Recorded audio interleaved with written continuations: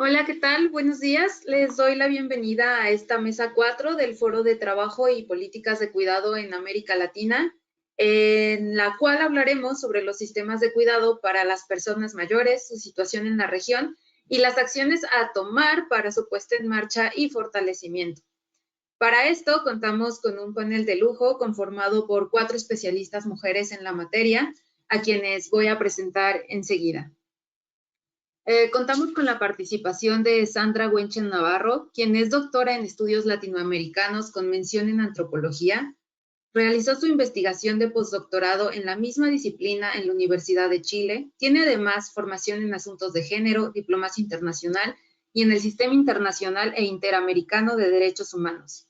Se ha desempeñado desde 2002 en la CEPAL. Hasta abril de 2018 fue funcionaria de la División de Población en este órgano, en Santiago de Chile, y desde esa fecha hasta ahora forma parte de la Unidad de Desarrollo Social de la sede subregional de la CEPAL en México. Sus temas de investigación han sido envejecimiento, derechos humanos, protección social y políticas públicas. Asimismo, fue asesora técnica del Grupo de Trabajo de la OEA, encargado de la elaboración de la Convención Interamericana sobre la protección de los derechos humanos de las personas mayores y ha prestado asistencia técnica en 17 países de la región. Bienvenida, Sandra. También contamos con la participación de Nadine Medellín, quien es economista especializada en desarrollo y políticas públicas con experiencia en investigación y proyectos de desarrollo. Obtuvo el grado de maestría en Economía y Políticas Públicas en el Tecnológico de Monterrey y el de maestría en Urbanización y Desarrollo en London School of Economics and Political Science. Se desempeña como consultor internacional desde 2018 y ha colaborado con varias instituciones, incluyendo el Banco Interamericano de Desarrollo y el Banco Mundial. Hasta 2020 formó parte del equipo del Panorama de Envejecimiento y Atención a la Dependencia del Banco Interamericano de Desarrollo, una iniciativa con el objetivo de informar a los tomadores de decisiones sobre las condiciones de salud y necesidades presentes y futuras de servicios de apoyo de las personas mayores en América Latina y el Caribe. Bienvenida, Nadine. Igualmente nos acompaña María Concepción Arroyo Rueda, quien realizó una maestría en terapia familiar por la Universidad Juárez del Estado de Durango. Es doctora en filosofía con orientación en trabajo social y políticas comparadas de bienestar social. Profesora investigadora de la Facultad de Trabajo Social de la Universidad Juárez del Estado de Durango. Además, es miembro del Sistema Nacional de Investigadores Nivel 1 con las líneas de investigación sobre envejecimiento, cuidados, procesos sociales y bienestar. A lo largo de su carrera, se ha desempeñado como trabajadora social en área médica en la Secretaría de Salud del Estado de Durango, profesora de pregrado y posgrado en la Facultad de Trabajo Social desde 1996. Es responsable y colaboradora de proyectos de investigación nacionales e internacionales, así como autora y coautora de 5 libros con temas de envejecimiento, cuidados y familia. Ha publicado alrededor de 15 artículos y capítulos de libro con los temas de su especialidad y ha colaborado en proyectos de intervención social. Actualmente es vicepresidenta de la Red Nacional de Trabajos Gerontológico y ha recibido algunos premios y distinciones por sus destacados trabajos en investigación. Bienvenida, doctora María Concepción. También contamos con la participación de la doctora María del Carmen García Peña, quien es graduada de la Universidad Nacional Autónoma de México como médico. Completó su especialidad en medicina familiar, se graduó como maestra en ciencias médicas y obtuvo su doctorado en salud pública. Desde su doctorado, el tema de interés ha sido el envejecimiento. Trabajó durante 32 años en el Instituto Mexicano del Seguro Social, en diferentes cargos, entre ellos como jefe de la División de Evaluación y Uso de Resultados de Investigación de la Coordinación Nacional de Investigación, así también como coordinadora de atención médica y jefa de la Unidad Nacional de Atención Médica en la Dirección de Prestaciones Médicas. Durante los últimos 7 años, en el IMSS fue jefa de Unidad de Investigación Epidemiológica y de Servicios de Salud en el área de envejecimiento. Y actualmente es directora de investigación del Instituto Nacional de Geriatría, calificada como investigadora nacional de nivel 3 por el Consejo Nacional de Ciencia y Tecnología. Además, es miembro de la Academia Nacional de Medicina y miembro internacional de la Academia Nacional de Medicina de Estados Unidos. Ha publicado más de 100 trabajos de investigación en revistas nacionales e internacionales, 36 capítulos nacionales e internacionales de libros y es editora y coeditora de 11 libros. Sus trabajos cuentan con más de 2.700 citas. Bienvenida, doctora María del Carmen. Bueno, pues después de esta presentación, sin más, damos por iniciado el panel con la doctora Sandra Wenchan. Cuando usted esté lista, podemos comenzar.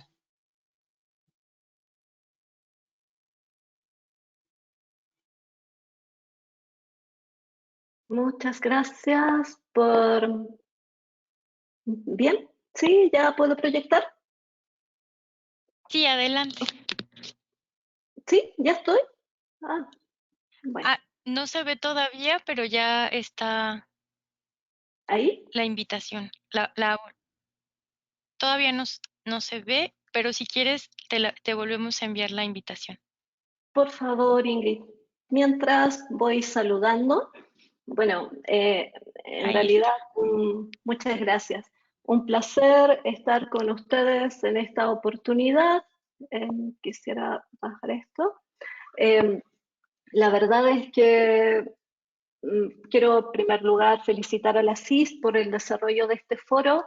Creo que es de suma importancia discutir estos temas en la actualidad, no solamente por cómo ha evolucionado la pandemia en nuestra región, sino también por los desafíos que tenemos frente al cambio demográfico con respecto a los cuidados y los desafíos que surgen también de lo que ayer se explicaba del proceso de sindemia que se está viviendo hoy en día en los países de la región.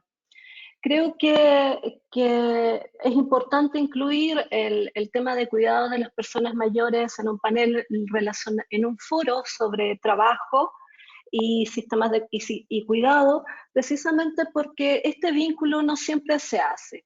En general, quienes trabajamos el tema de cuidados de personas mayores, lo hemos vinculado principalmente a lo que es el receptor de los cuidados, y en algunas ocasiones hacemos mención a esto que se dijo hace un rato Emily, del tándem, de este tándem, quien recibe el cuidado y quien presta el cuidado, pero no hemos puesto el mismo énfasis en lo que tiene que ver a la participación, en este caso de las mujeres, que son las principales cuidadoras en el mercado laboral. En mi presentación también busca cuestionar algunos elementos sobre los cuales hemos estado conversando desde el día de ayer y sobre el cual también se han asentado muchos de lo que hoy en día se entiende por cuidado en América Latina.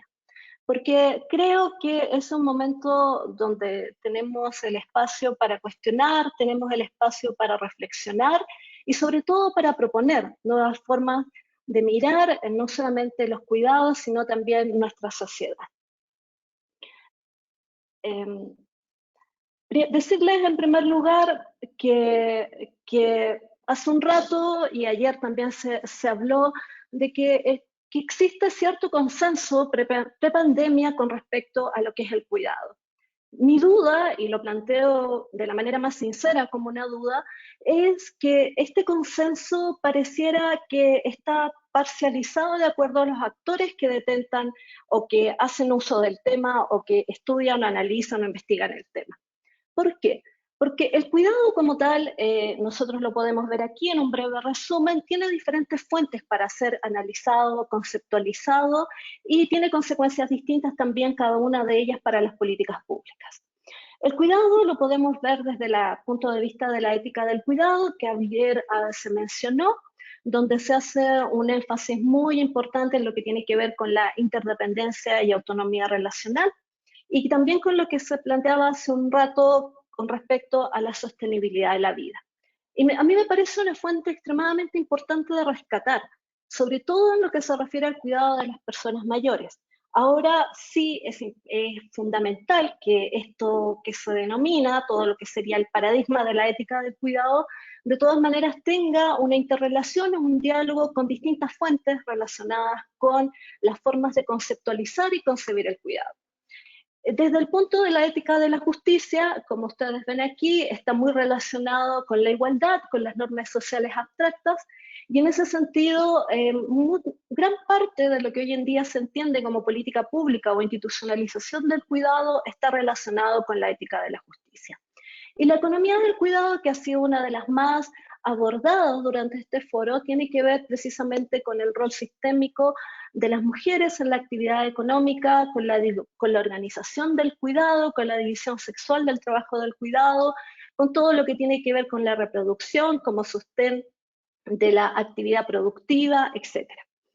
Ahora, si nosotros vamos a mirar qué sucede a nivel de organismos internacionales, vamos a encontrar distintas definiciones también del cuidado.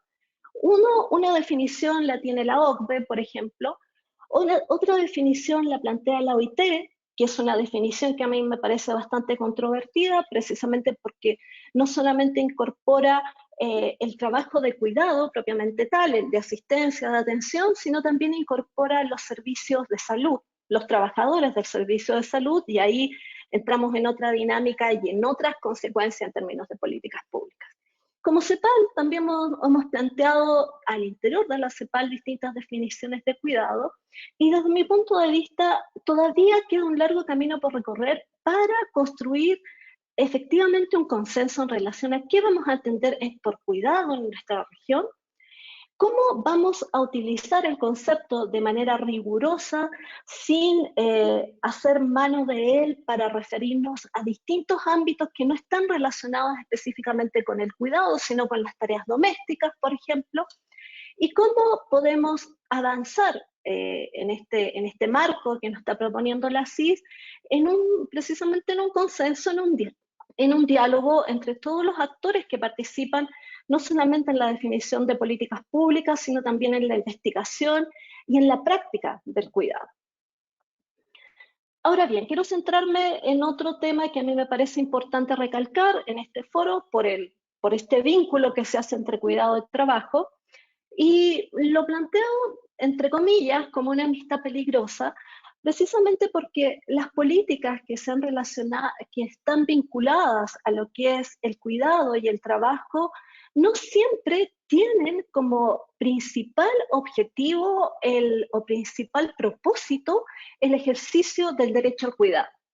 Entonces, por una parte, tenemos políticas o programas o iniciativas que propician la participación de la mujer en el mercado laboral, donde se plantea que el avance en el trabajo remunerado de las mujeres solo podría ser posible si los hombres participan en el cuidado, y ahí tenemos, por ejemplo, varias iniciativas ligadas a las licencias de paternidad, donde en el fondo lo que tiene que hacer la familia es definir quién va a prestar el cuidado a los niños recién nacidos, y donde se antepone la responsabilidad masculina frente a la responsabilidad femenina.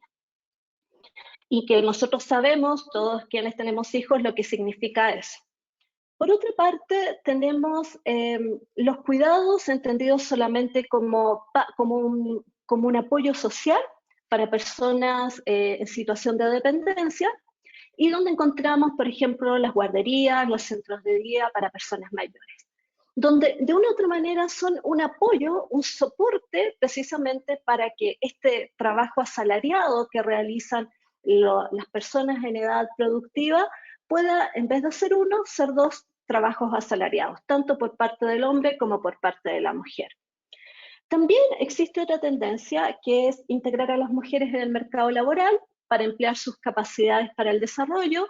No, en ningún caso estoy en desacuerdo con este tipo de acciones, sino que más bien los quiero cuestionar, y donde un ejemplo muy característico es la utilización del bono de género, donde se busca incorporar a las mujeres en el trabajo, en el mercado del trabajo extradoméstico, pero donde no se cambian estas pautas, no hay una suerte de transformación de cómo se van a involucrar las mujeres en el trabajo, en el mercado laboral, y generalmente ocurre lo que ya se dijo en el panel anterior, que se insertan en el mercado informal, con bajos salarios, sin protección social, sin seguridad laboral, y que de una u otra forma lo que hace es fomentar el capitalismo flexible. Y por otra parte, tenemos el cuidado como un derecho de quien lo da y quien lo recibe, y que creo que este es uno de los nodos centrales sobre el cual tenemos que trabajar y que no está suficientemente desarrollado en las políticas públicas.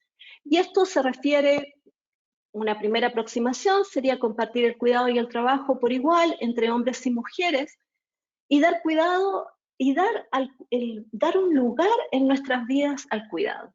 Vale decir que el cuidado sea una opción también a la que puedan enfrentarse hombres y mujeres con respecto a su vida cotidiana. El cuidado de los niños, el cuidado de las personas mayores, el cuidado cuando estamos enfermos, a las personas con discapacidad, etc. En definitiva, hasta ahora el cuidado se ha considerado solo como un apoyo al trabajo remunerado. Solo como un apoyo, no como un asunto fundamental en la organización de nuestra sociedad y en la organización de nuestras vidas.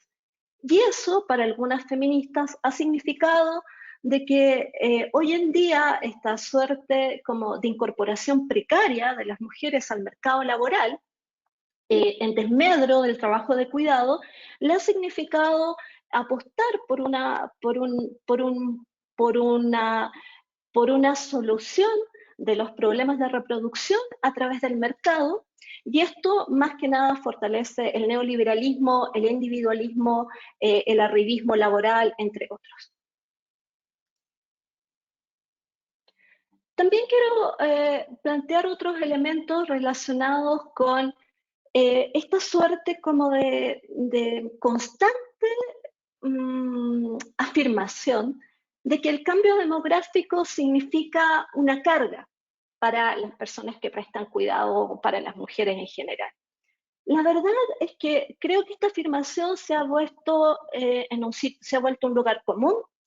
Se habla con mucha frecuencia de la crisis del cuidado, y cuando nosotros analizamos en términos demográficos qué es lo que ha ocurrido con el cuidado, lo que estamos viendo es que las personas mayores hoy en día no representan la mayor carga con respecto al cuidado de las personas dependientes. ¿Qué significa esto? Este es un indicador donde muestra el coeficiente de dependencia de cuidados de niños y personas mayores, y donde ustedes pueden ver, esto está en color rojo, burdeo, que el cuidado de las personas mayores todavía no es parte importante en términos porcentuales de la carga del cuidado que deben asumir las familias o principalmente las mujeres. Esto, si nosotros lo proyectamos al año 2030 o inclusive al año 2050, nos va a cambiar mucho. ¿Por qué? Porque efectivamente tenemos países que están más envejecidos que otros, pero tenemos que considerar que el envejecimiento tal cual se está dando no siempre significa dependencia. Y las personas mayores son un porcentaje muy alto, son autónomas en términos de capacidad funcional. Y más que receptores de cuidado, son dadores de cuidado.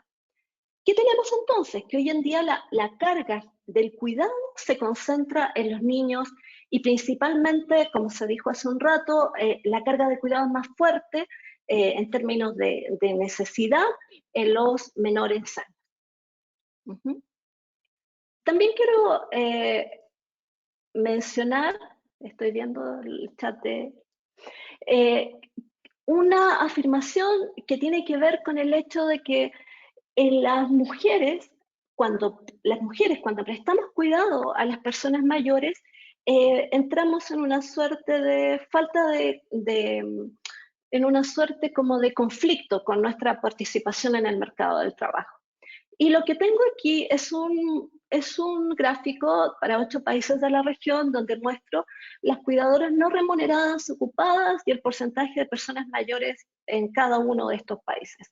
Y lo que vamos a encontrar es que no hay una relación estrecha entre un mayor porcentaje de personas mayores y una menor ocupación de las cuidadoras no remuneradas. ¿Cuál es el problema? El problema no es el tema del envejecimiento, no es el incremento de las personas mayores. El problema es que las cuidadoras no remuneradas ocupadas se insertan en el mercado del trabajo informal, como ya dijimos, con falta de previsión social, con falta de seguridad laboral. Y ese es el tema. No es el incremento de las personas mayores el problema es cómo se insertan las mujeres en el mercado del trabajo, siendo cuidadoras o no siendo cuidadoras. Y por otra parte, estoy mostrando un gráfico donde muestro las cuidadoras no remuneradas fuera de la fuerza de trabajo y el porcentaje de niños de 0 a 14 años. ¿Y qué vemos aquí? que en la medida que hay una mayor presencia de niños, hay más cuidadoras no remuneradas fuera de la fuerza de trabajo. Y esto tiene que ver también con otro asunto que a mí me parece importante de remarcar hoy día, fundamentalmente en el tema de la pandemia, que estaba viendo si ya me habían dicho que tenía el tiempo ocupado, principalmente en el tema de la pandemia, es que el punto tal vez no es que las mujeres, que los niños requieran necesariamente más dedicación de los padres, sino lo que puede ocurrir y reflejar ciertas estadísticas es que las personas mayores como sujetos de cuidado hoy día no tienen la misma importancia, porque la solidaridad la practicamos generalmente hacia abajo, hacia los hijos, pero no practicamos necesariamente de igual manera la solidaridad hacia arriba, hacia las personas mayores. Con todo, tenemos que afirmar que el tema de cuidado y mercado laboral asociado al envejecimiento es una oportunidad. ¿Por qué? Porque a medida que los países vayan envejeciendo, se va a requerir más, una mayor profesionalización de los cuidados, van a haber más oportunidades para generación de empleo y de servicios. El punto ahí es que el trabajo que se ofrezca relacionado con el cuidado sea un trabajo digno, un empleo digno, como bien ha dicho la OIT. Ahora bien, relacionando con esto del contexto de la pandemia, quería mostrarles un ejercicio que hicimos para Chile con respecto a cuál es la principal razón relacionada únicamente con el cuidado y el trabajo doméstico por la que las personas no buscaron trabajo la semana anterior según sexo en noviembre de 2020. Y si nosotros miramos aquí, miren, uno diría, las personas mayores están sobrerepresentadas en las enfermedades graves y en la mortalidad por COVID-19. Ahora bien, uno cabría de esperar que las personas mayores necesitan más cuidado en este momento.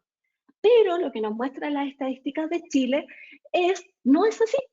Es que las personas, por ejemplo, que no buscaron trabajo la semana anterior porque tenían que cuidar a personas mayores u otro familiar, es reducido con respecto a lo que significa el cuidado de los niños. Nuevamente hay que problematizar esto. ¿En qué sentido? Está más claro, está más estandarizado, está más instalado el cuidado de los niños que de las personas mayores. Pero también tenemos que ver la otra cara, que es la que estoy diciendo, que las personas mayores prestan cuidado. Y aquí lo vemos claramente. Esto, nuevamente, ¿por qué no buscaron trabajo la semana anterior? Por grupos de edad. ¿Y qué estamos viendo aquí? Que las personas mayores de 60 años se dedican a cuidar personas mayores. Y esto nosotros lo podemos ver en países muy envejecidos o en países donde hay una gran cantidad de centenarios, donde personas de 60, 70 años están cuidando a sus antecesores, están cuidando a sus tías, a sus padres, que muchas veces tienen más de 90 años, y son personas mayores cuidando a personas mayores. ¿Qué quiero decir con esto? Que puede ser un mito pensar que la pandemia ha exacerbado la responsabilidad del cuidado hacia las personas mayores. Más bien, lo que podemos tener presente a partir de estos datos, de Chile en este caso, es que las personas mayores, en el momento de definir a quién se cuida, quedan en desmedro con respecto a otros grupos que están en situación de dependencia. Ahora bien, para terminar, en primer lugar quiero decir que hay que establecer claramente qué es lo que nosotros estamos debatiendo cuando hablamos de cuidado. En primer lugar, que la autonomía no es igual a autosuficiencia. Eso es fundamental.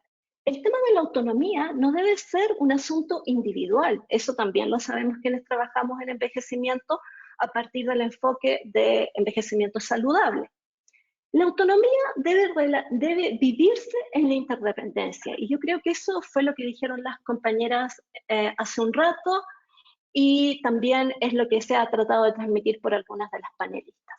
Ahora, es una autonomía en la interdependencia, donde todos podamos cuidarnos a nosotros y a los demás en el transcurso de la vida. Y donde tengamos la opción, y recalco, opción de combinar la participación económica y las responsabilidades de cuidado diario. ¿Por qué? Porque hay mujeres que queremos cuidar, pero también queremos tener una participación en el mercado laboral. El punto es cómo lo hacemos. Los riesgos de combinar el trabajo remunerado y los cuidados deben ser incorporados en los sistemas de protección social, tal cual se había hecho en Uruguay en el gobierno anterior y en la legislación laboral. Hay que garantizar a las personas la libertad y la posibilidad de elegir los arreglos sobre los cuidados de acuerdo a su situación. Para todos, las licencias de maternidad o paternidad no es la forma de resolver el asunto de cuidado con los recién nacidos.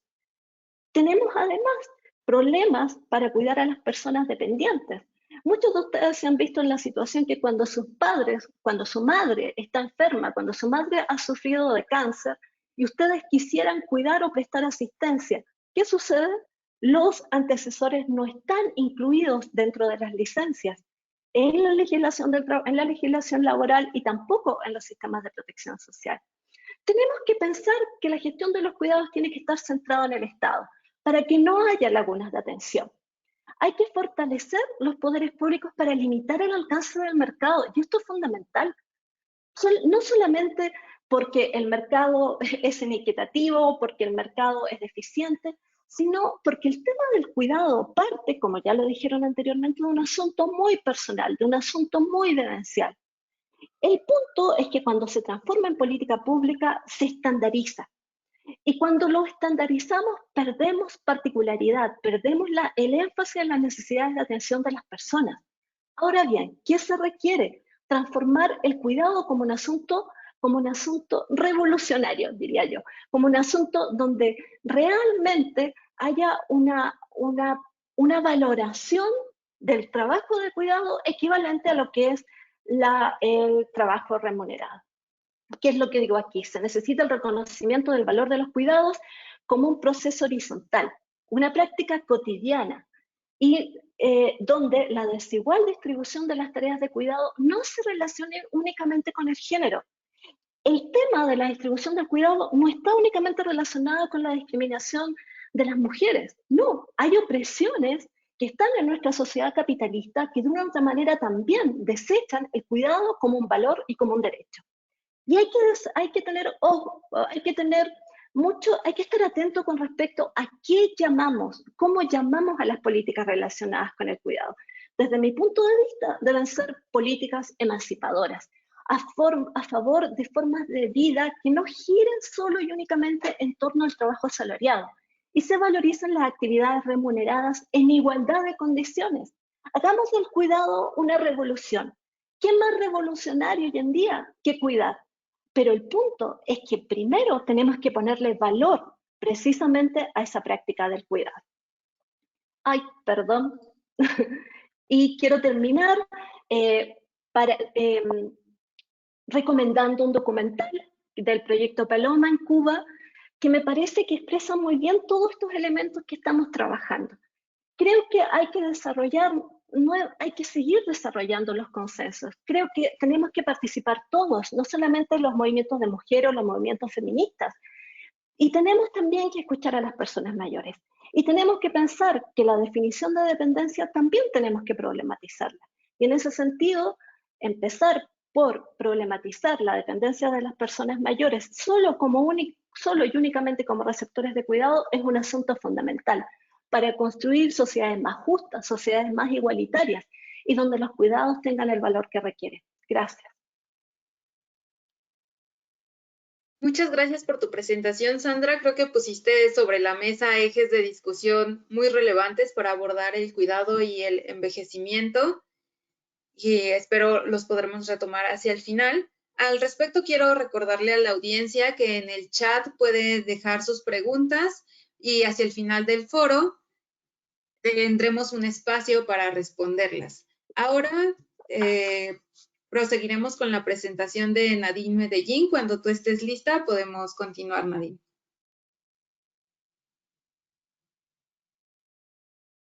Muchas gracias, Yun. ¿Me puedes volver a compartir la invitación a compartir pantalla? Porque acepté, pero no me mostró Claro. la presentación.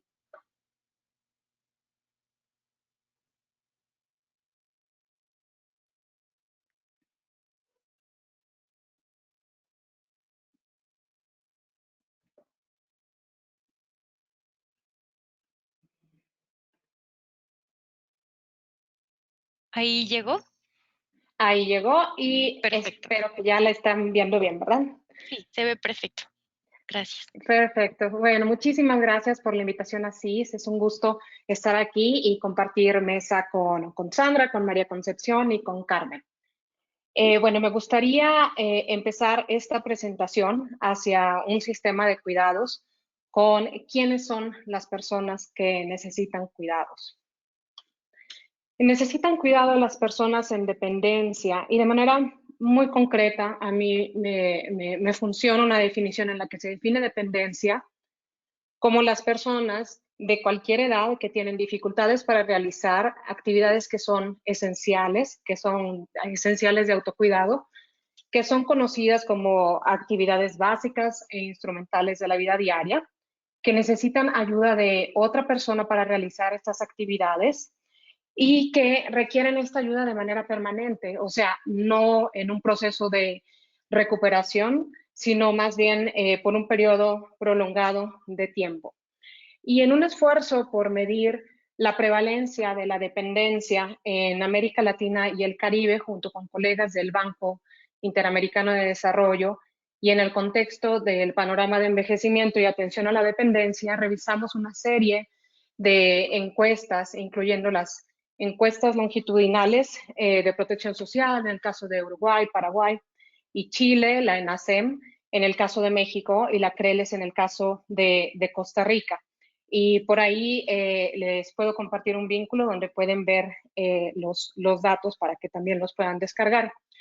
Y a partir de ahí, la estimación que se hizo es que 8 millones de adultos mayores están en situación de dependencia en la región.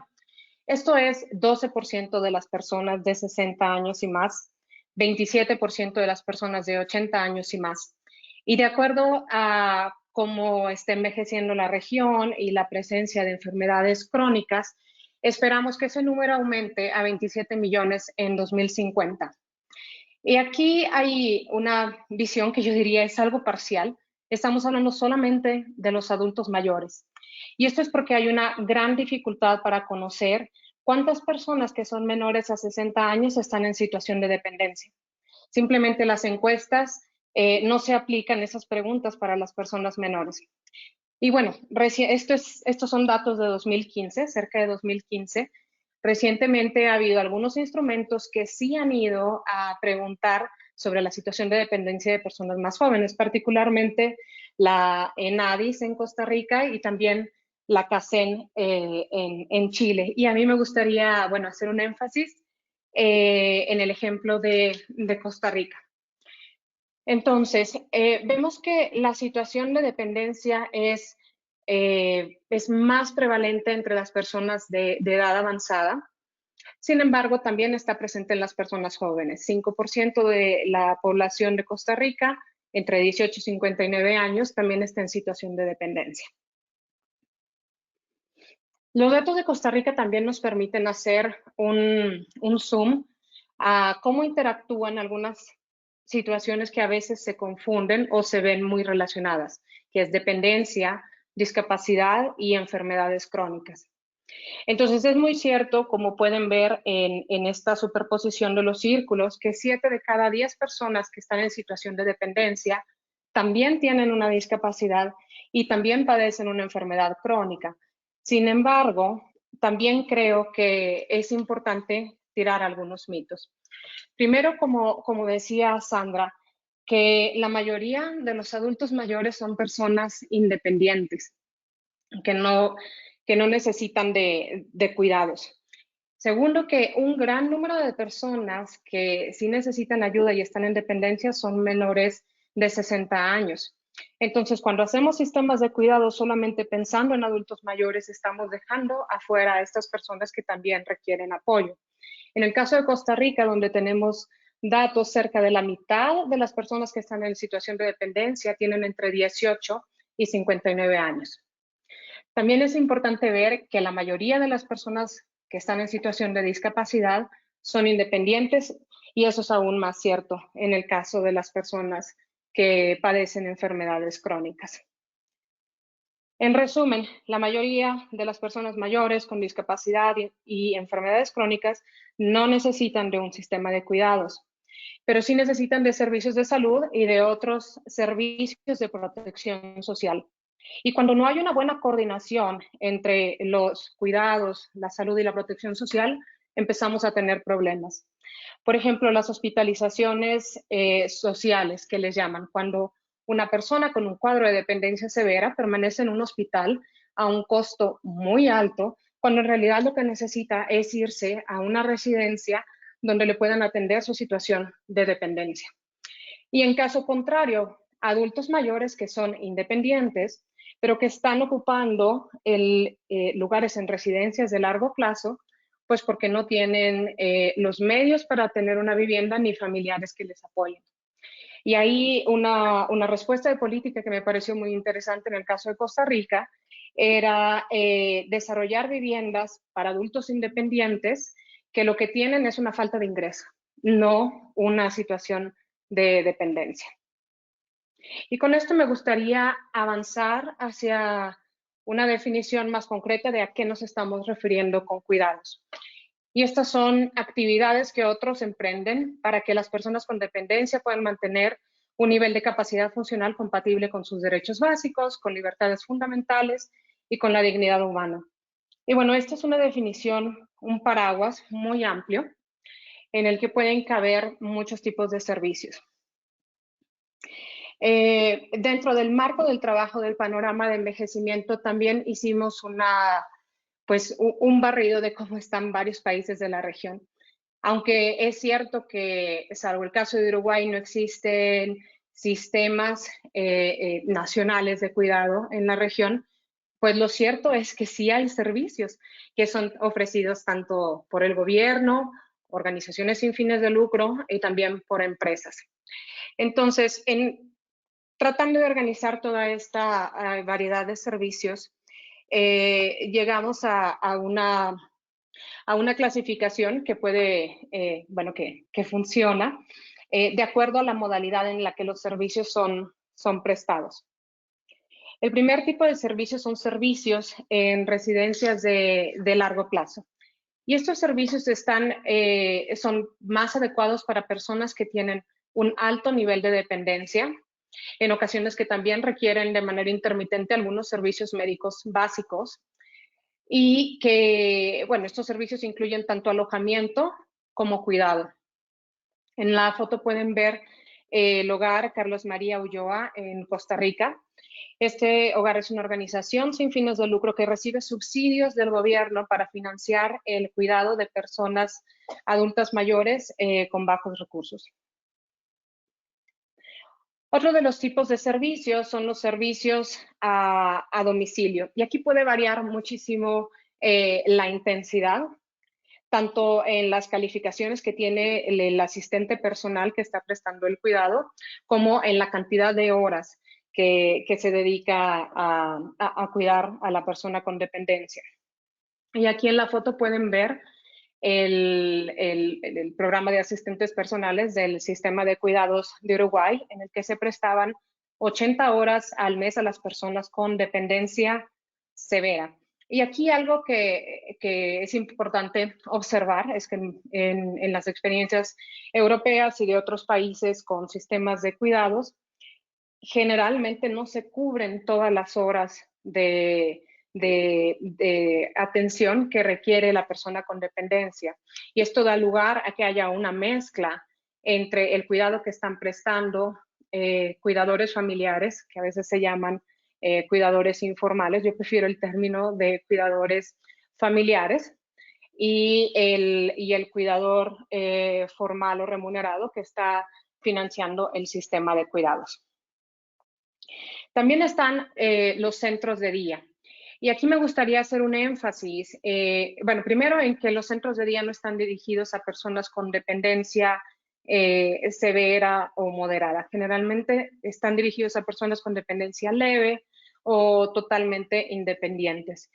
Y escogí este ejemplo, que es el centro diurno El Tejar en el Huarco, en Costa Rica, porque tiene un enfoque terapéutico, es decir, no se trata de un centro de convivencia o de un centro donde hay actividades recreativas, no, realmente hay un enfoque para mantener la independencia de los adultos mayores o hacer más lento el proceso de deterioro. Y en este caso, este centro tiene un enfoque en las clínicas de memoria y en preservar las habilidades cognitivas. Y durante esta pandemia han dado un salto impresionante para lograr involucrar a los adultos mayores en talleres virtuales a través de Zoom, a través de Facebook, y que continúe pues el trabajo que hace este centro.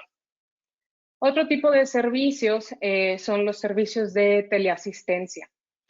Y la teleasistencia se refiere a la aplicación de tecnologías de información para dar un monitoreo continuo y una respuesta en caso de emergencias. Es decir, estos no están directamente solucionando la necesidad de ayuda para realizar actividades básicas, por lo que están indicados para personas que son independientes o con una dependencia muy, muy leve. Y bueno, en la foto pueden ver una señora que recibe los servicios de teleasistencia por parte del sistema de cuidados de Uruguay. Y finalmente también hay una clasificación de servicios que van orientados hacia cuidadores. Y aquí básicamente identificamos como dos tipos de servicios. Unos que están orientados a respiro, o sea, es decir, a brindarles un arreglo de cuidado que sea temporal al cuidador principal para que se ocupe de sus necesidades. Y la otra, que es la que pueden ver en pantalla, son cursos de capacitación para los cuidadores, particularmente para los cuidadores informales o familiares. Entonces, ¿quién cuida cuando no existe un sistema? Pues la respuesta principalmente es la familia y en especial las mujeres. Y bueno, sabemos que las familias cada vez son más pequeñas y más mujeres trabajan. También cuidan las empresas y organizaciones sin fines de lucro, pero sin un sistema, creo que una pregunta muy importante es cómo se asegura la calidad de los servicios. Y finalmente también cuida el gobierno. Lo cierto es que la mayoría de los países tienen programas públicos que están atendiendo a personas con dependencia, aunque el foco no sea necesariamente la dependencia, sino el adulto mayor o las personas con discapacidad. Entonces falta aquí algo de coordinación y ciertamente también se trata de programas que están, pues que son de pequeña cobertura. Entonces me gustaría como plantear una definición de qué son los sistemas de atención a la dependencia. Bueno, son sistemas nacionales que están asegurando que los servicios de atención a la dependencia que existen sean apropiados, sean asequibles para la población, sean de fácil acceso y que respeten los derechos tanto de las personas que están recibiendo cuidados como de las personas que están cuidando. Y junto con mis colegas del BID propusimos 4 elementos para diseñar, bueno, 4 elementos que deben de tomar en cuenta los países que les gustaría diseñar un sistema de cuidados o avanzar y coordinar los programas que ya tienen. Y estos 4 elementos son: a quién proveer servicios, qué servicios ofrecerá el sistema, cómo asegurar la calidad de los servicios y cómo financiarlos. Y por cuestiones de tiempo, porque entiendo que me quedan solo 2 minutos, voy a avanzar rápido de aquí en adelante, pero los invito a descargar la publicación que está asociada al código QR que pueden ver en su pantalla, donde abundamos sobre estos 4 elementos y también hacemos recomendaciones de política pública para cada uno de ellos. Entonces, continúo. Básicamente, cómo definir la población objetivo, a quién van los servicios. Y esto, cuando tienes un sistema nacional, tiene que ser un criterio unificado, o sea, un baremo que se aplica para todos los estados o los diferentes divisiones que tengan dentro del país. Que haga énfasis primero en dependencia y quizás si es que se tiene que desplegar un sistema de cuidados de manera paulatina, puede utilizar quizá el criterio de edad o el criterio de ingresos como prioridad. pero no como acceso. En los servicios, la mayoría de los sistemas ofrecen varios servicios, no solamente uno. Hay una tendencia por centrarse más en servicios en el domicilio y menos servicios en residencias. Y en este código QR pueden descargar una presentación, un trabajo de investigación de OCDE, donde pueden ver cuáles son algunos arreglos comunes en los que convive tanto el cuidado formal como el cuidado informal, para hacer planes de atención que sean adecuados a las necesidades y preferencias de la persona que tiene dependencia.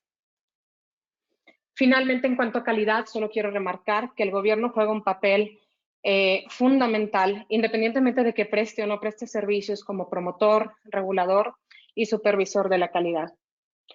Y finalmente, en el financiamiento, bueno, hay dos tipos de fuentes de financiamiento que serían las principales.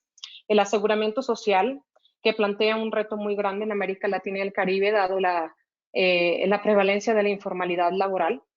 Y otra fuente serían los impuestos generales. Y finalmente, me tomo un minutito solo para presentarles una herramienta que se desarrolló recientemente, y es una herramienta interactiva que permite a los usuarios estimar cuánto costaría un sistema de atención a la dependencia y comparar diferentes paquetes de servicio de manera inmediata. Los países de la OCDE invierten 1.7% del PIB en sus sistemas de cuidado. Y bueno, con esta herramienta encontramos que un sistema generoso, solamente enfocado en los adultos mayores, costaría entre 0.5 y 1% del PIB. La herramienta la pueden descargar en este código QR, y el paquete de servicios que costaría entre 0.5 y 1% del PIB es este paquete de atención. El usuario puede definir la cobertura para cada uno de los servicios que quisiera prestar, y inmediatamente puede obtener cuál sería el costo de ese sistema en millones de dólares y también como porcentaje del PIB. También puede hacer comparaciones con otros programas sociales y también puede ver, de acuerdo a las tendencias actuales de envejecimiento, cómo evolucionaría el costo de un sistema de cuidados. Y bueno, muchas gracias por ese minutito extra que me tomé. Muchas gracias. Muchas gracias a ti, Nadine. Muy buena la presentación. Ahora, cuando esté lista la doctora María Concepción Arroyo, podemos iniciar con usted. Gracias, estoy lista, me parece. Me da mucho gusto estar compartiendo este panel y también me siento muy halagada de estar compartiendo también con las compañeras, con Sandra, con Nadine, con Carmen, porque es un lujo estar con ellas. Entonces, bueno, voy a iniciar. Pido por favor que me digan cuando tenga 5 minutos, porque si luego se me va el tiempo, no soy muy buena para controlar el tiempo. Entonces, a ver, ¿sí se está viendo ya ahí la presentación? Se ve, pero estamos en... Ahí está. Y si la puede hacer en grande, le agradeceríamos muchísimo. Ok. Perfecto. ¿Listo? Sí, no sé. Ahí, perfecto. Gracias. Bueno, pues voy a compartir algunas reflexiones que son básicamente, provienen de algunas lecturas hechas, muchas lecturas hechas sobre el tema de cuidados, y también de algunas reflexiones resultado de algunas investigaciones en las que he participado, y centrada más bien en aspectos cualitativos, que es lo que yo trabajo como con más énfasis. Entonces, bueno, de entrada, pues no quise poner una definición así tal cual de cuidados, porque hay muchas y muy interesantes todas, y de alguna manera de repente nos apegamos más a lo que está más cerca de nuestra experiencia en torno al tema. Entonces, solamente decir que el cuidar implica también no nada más hacer, sino también pensar o percibir. Y bueno, en el tema de las personas mayores, tanto de los infantes, pues implica sostener la vida, proporcionar bienestar y poner en énfasis estas dimensiones que implica cuidar, que son dimensiones materiales, económicas y relacionales. Pero también el cuidado a veces, en el caso de las personas mayores, implica literalmente ausencia de actividad y también un trabajo biográfico que es como un trabajo de acompañamiento y de las trayectorias de vida de las personas mayores, estar como en ese acompañamiento. No me voy a detener mucho en algunos temas que ya se han mencionado por otras panelistas en cuanto a que el cuidado es una actividad predominantemente femenina, que sí tenemos por ahí las encuestas del uso del tiempo en las que siempre destacan la mayor dedicación del cuidado de las mujeres, tanto al trabajo doméstico como al cuidado de las personas en la familia con alguna necesidad de cuidados. ¿Qué es, desde mi punto de vista, o en este momento el sistema de cuidados para las personas mayores? Pues implica un conjunto de actores, estas cuestiones que muchas autores revisan y que llaman el diamante del cuidado, ¿no? En el que están implicados o están involucrados el Estado, el mercado, la familia, la comunidad. Y esto es pues muy complejo y muy amplio.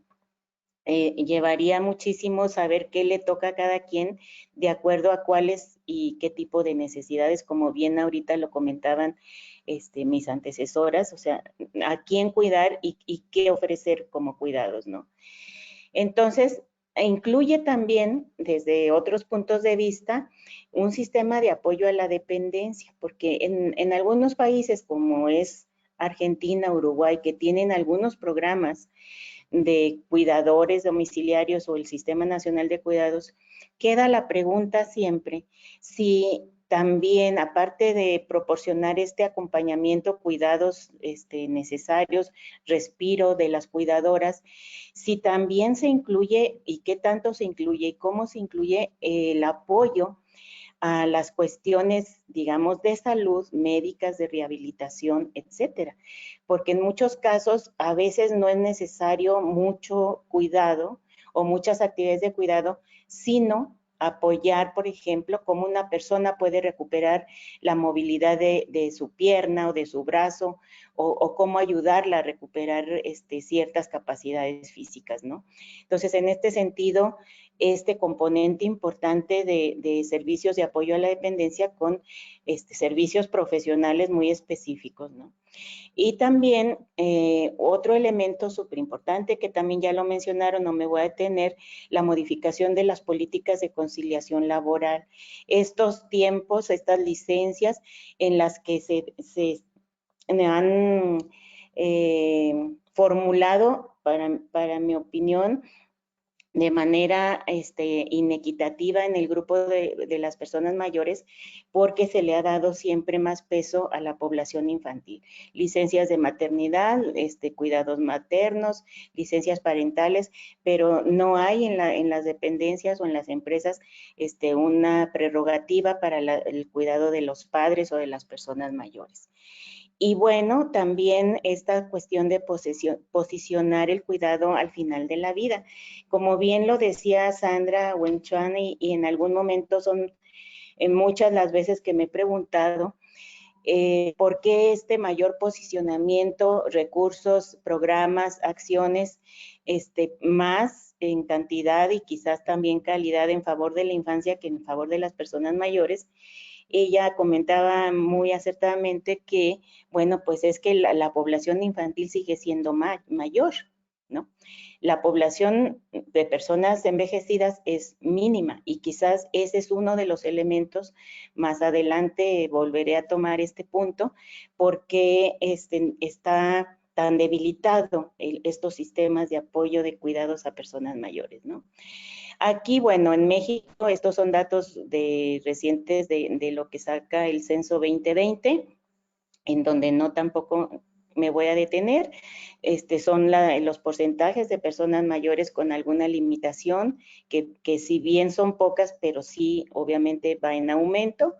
Y bueno, entrar a esta situación de los componentes de un sistema de cuidados para personas mayores, por ahí revisé 2 estudios, 2 trabajos que muestran las deficiencias, las debilidades, o más bien llegan a determinar que el sistema de cuidados, por ejemplo, de largo plazo, en México está ausente, no existe, ¿no?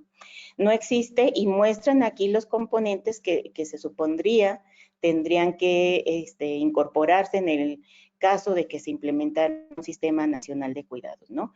Que tienen que ver, como ya dije, con las políticas laborales, con las situaciones del trabajo, de equidad en el cuidado para niños y para personas mayores, con toda esta atención a las cuidadoras, y también de las instancias en donde se pudieran ofertar estos cuidados de largo plazo. Entonces, me voy a centrar, pero sí pido por favor que me pongan ahí el tiempo. ¿Cuáles son las implicaciones del incremento de casos de personas con enfermedades crónico-degenerativas? Bueno, en este sentido, las implicaciones que se observan y que muchas veces se recogen más de la experiencia cotidiana, de lo que se observa, de las entrevistas que uno hace, son, bueno, pues la situación de la saturación de los sistemas de salud, ¿no? Por ahí la doctora Carmen nos pondrá como más amplio a lo mejor esta situación, cómo los sistemas de salud no dan respuesta a la atención de situaciones de cuidado a las personas mayores. La situación de la baja calidad de la atención, porque también hemos de reconocer que existe poco personal o escaso personal con la formación adecuada para el trato y atención de las personas mayores. Muy pocos geriatras en el país, y ya de ahí para abajo, pues personal poco capacitado, ¿no? Hay también riesgos en los trabajadoras del cuidado, como lo hemos visto ahora en la pandemia y como lo vemos también en las residencias. Esta saturación implica riesgos por la falta de capacitación y de formación también de las trabajadoras y los trabajadores del cuidado. Y el impacto en las familias y en las cuidadoras, pues obviamente resulta a veces más invisible, ¿no? Más no conocido. Entonces, aquí, perdón. Ya se me atoró aquí. No. En esta situación de las implicaciones, pues hay costos económicos para realizar el cuidado de las personas mayores. Los servicios médicos no cubren, o sea, no cubren. Hay gente que tiene que pagar médico particular, implementos, enfermeras o rehabilitadores en el hogar, porque sobre todo esto sí puso al descubierto la pandemia. O sea, no se reciben a las personas en los centros hospitalarios a menos que sea una urgencia o que esté casi en situación de muerte, ¿no? Entonces, hay programas que estaban funcionando de manera, digamos que cubrían ciertas necesidades, como el programa de atención a personas con enfermedades crónicas que tenía el ISSSTE y el Seguro Social, se suspendieron. O sea, no médicos en las casas de las personas mayores, no personal de salud por los riesgos de los contagios, y toda esa gente que regularmente recibía una vez al mes o cada 2 meses una visita médica de seguimiento, se quedó sin atención. Pero esto, aunado a que hay una población muy delimitada que recibe este servicio de estos programas, y otra que se queda fuera, ¿no? Otra que no recibe este programa, al menos en los estados, porque sí creo también que hay una diferencia muy importante entre lo que pasa en la Ciudad de México y lo que pasa en los estados. Es un país tan grande y estamos tan dispersos que, bueno, ese programa famoso de médico en su casa, pues también con escasa cobertura, ¿no? Y en ese sentido, pues son las mujeres y las familias las que se enfrentan a las situaciones de dificultades para dar cuidados. Y un dato que es importante y que creo que también debemos de no olvidar, y que también lo mencionaba por ahí Sandra, el aspecto de la cultura, cómo las mujeres siguen naturalizando su papel de cuidadoras. Quizás, pienso, me hago preguntas, en el momento que hubiera un sistema nacional de cuidados o una oferta de cuidados, quizás habría mujeres que no quisieran ir a, que nadie entrara a cuidar a su familiar mayor o que no se hiciera cargo otra persona porque se asume el rol de cuidadoras de manera naturalizada, ¿no? Entonces, ¿qué otros impactos se observan al entrevistar a las personas, al conocer los casos? Bueno, que hay falta de manos para cuidar y de cabezas para pensar, de decidir, de resolver, tiempo para dedicar. O sea, hay decisiones que a veces no se pueden tomar por desconocimiento. Hace falta muchísima información de las instancias médicas, sociales, de programas, de acciones institucionales o de gobierno, porque las personas les pasan muchas cosas y muchos imprevistos en sus hogares, cuando de repente se le atoró algo a la persona mayor, cuando se le bajó la presión, o sea, una serie de cuidados de primeros auxilios, por decirlo de alguna manera, o bien otro tipo de resoluciones que no saben cómo resolver, y que en ese sentido hace falta esta información, este acompañamiento y esta solidaridad o fortalecimiento de los lazos sociales, ¿no?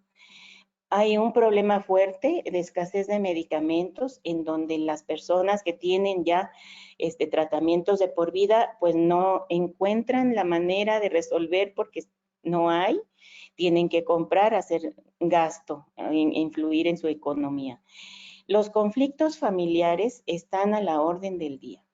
Están problemáticas, por ejemplo, de rechazo al cuidado porque no hay buena relación familiar entre la persona mayor y los descendientes, porque no hay manera de resolver un trabajo corresponsable entre los demás miembros, porque se le queda a una o a uno la responsabilidad del cuidado porque se ve como una carga. Esta situación de la carga por cuidar personas mayores no es la misma connotación de la carga que significa cuidar un niño. En este sentido, ahí es donde yo tengo un rato haciéndome estas preguntas, o sea, ¿por qué es tan diferente cuidar una persona mayor que cuidar un niño? Y bueno, la gente a veces recurre al cuidado pagado en el hogar, haciendo también mella en su situación económica y en sus ingresos. Porque la persona que se queda a cargo obviamente se desestructura, se desestabiliza, tiene afectaciones emocionales y de salud mental muy importantes, que de repente, bueno, pues ya se empieza a ver, empieza a ser más común. Eso es lo que observo yo acá, que aún familias con escasos recursos, con poca remuneración, empiezan a ver quién los cuida. ¿Y quién los cuida? Pues es alguien que está desempleado, que no tiene capacitación, que no está formado, es la vecina de al lado o es la de la cuadra siguiente, quien viene por necesidad económica a cuidar a la persona mayor, sin elementos, con necesidad económica, pero a veces sin elementos de conocimiento, de información. Y entonces esto empieza a verse con más frecuencia cada vez. Bueno, aquí esta es una información que produjo Coneval hace poco tiempo, en donde muestra las limitaciones y la falta de oferta de cuidados a largo plazo en México para personas mayores. Por otra parte, ¿cómo integrar los servicios de salud y de cuidados a largo plazo? Bueno, pues las experiencias de otros países nos pueden dar ejemplos, ¿no? Puede haber situaciones de imitar ejemplos y contextualizar, ¿no? Articular servicios, tener un registro adecuado, que en México no tenemos de las residencias privadas, por ejemplo, o sea, no hay un registro muy objetivo, muy firme sobre eso, y bueno, la formación y la capacitación en los y en las cuidadoras es realmente muy importante. ¿Cómo tratar de complementar el cuidado formal, institucional y el informal? Pues justamente dotando de información específica y útil. Las familias o las cuidadoras o los cuidadores aprenden cuando llevan a su paciente al médico, cuando el médico llega a ir a la casa, aprenden a hacerle ciertas cosas porque les interesa conocer cómo resolver situaciones emergentes. Me he topado con algunas cuidadoras que dicen, es que la enfermera que venía del seguro me enseñó a cómo manejarlo, a cómo moverlo, a cómo ponerle el pañal, etcétera. La cuestión de fortalecer y no desaparecer estos programas de atención domiciliaria que, si bien no eran suficientes, sí resolvían a una parte de la población este seguimiento que tienen del personal de salud, ¿no? Una cosa que me ha parecido importante es, hay muchos jóvenes prestando servicio social en muchas partes, ¿no? Creo que aquí sería importante valorar este recurso de los prestadores de servicio social, de las carreras o de las disciplinas que son compatibles con el tema de los cuidados, y un voluntariado social que tuviera que ver con esta recuperación de la solidaridad comunitaria, ¿no? Y los cursos de capacitación que sí han existido, yo me pregunto, ¿quiénes los han tomado? ¿Quiénes los toman? Pues las mujeres que cuidan, ¿no? O sea, porque realmente esta situación de la falta de involucramiento todavía, si bien ya ha crecido la participación de los hombres en los cuidados, creo que todavía falta, pero incluso en las mujeres. No todas las mujeres cumplen el rol o realizan el rol de cuidadoras, a quienes sí, a quienes no. Y en ese sentido, pues habría que pensar en la cuestión de este concepto que dice Joan Tronto de una sociedad democrática para el cuidado, una sociedad cuidadora con democracia, ¿no? Es importante retomar que todos tenemos la posibilidad de participar. Entonces, ¿qué enfrentan las familias? Pues bueno, en primera, retomo, no existen estos cuidados de largo plazo como tal. Son inexistentes. Hay cosas que se les parecen, hay situaciones que se les parecen, pero entonces no hay como tal. Y a nivel privado, pues principalmente de tipo económico. Entonces, ya para finalizar, bueno, ¿cuál sería este andamiaje institucional? Bueno, pues una serie de situaciones de dimensiones, como es la regulación y la conciliación laboral.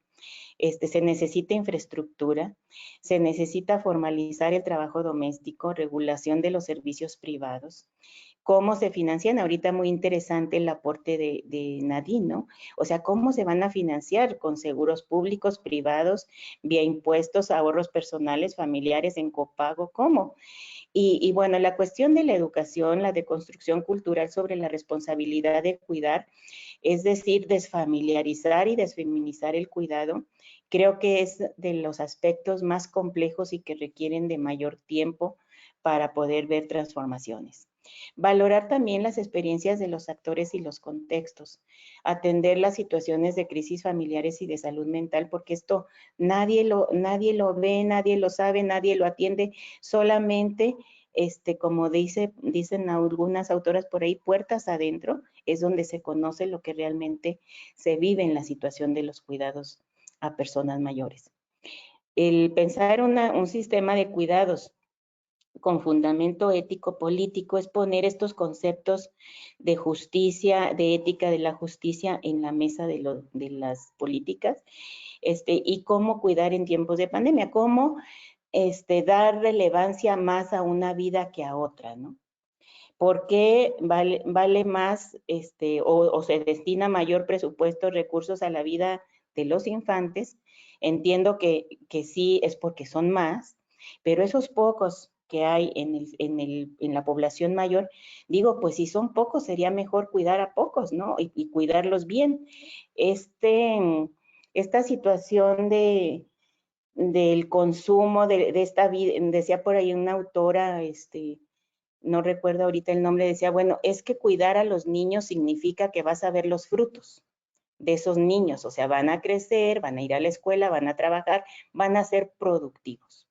Las personas mayores ya no van a dar frutos. Y en ese sentido entra aquí una cuestión de ética, ¿no? O sea, ya no vale la pena ponerle el respirador a la persona mayor, mejor al joven. O sea, todas estas reflexiones que han estado por ahí en los temas, en los foros, vale la pena puntualizarlas o seguirlas discutiendo para ver si vale más una vida nueva, joven, que inicia o la vida que se acaba. Y bueno, el tema del cuidatoriado, que lo dejé ahí también al final, es poner los ojos de un sistema de cuidados en las cuidadoras. No solamente en la atención de la salud y de las personas mayores, no solamente, sino las cuidadoras. El tema del cuidatoriado, que bien lo pone por ahí María de los Ángeles Durán, pues es que este grupo de cuidadoras, tanto trabajadoras formales como no remuneradas, se asemeja a esto del proletariado, ella dice, ¿no? Como el proletariado, y ahorita que decía Sandra, se necesita como una especie de revolución, así como luchas sociales implicó que los trabajadores, el proletariado lograra avanzar y ganar derechos. Creo que el tema de las cuidadoras y los cuidadores es otro grupo, es otro gremio o grupo social que requiere avanzar en el tema de los derechos y en el tema de lograr la igualdad. Entonces, no sé, por ahí sería mis comentarios. No sé si me pasé de tiempo, no me pasé.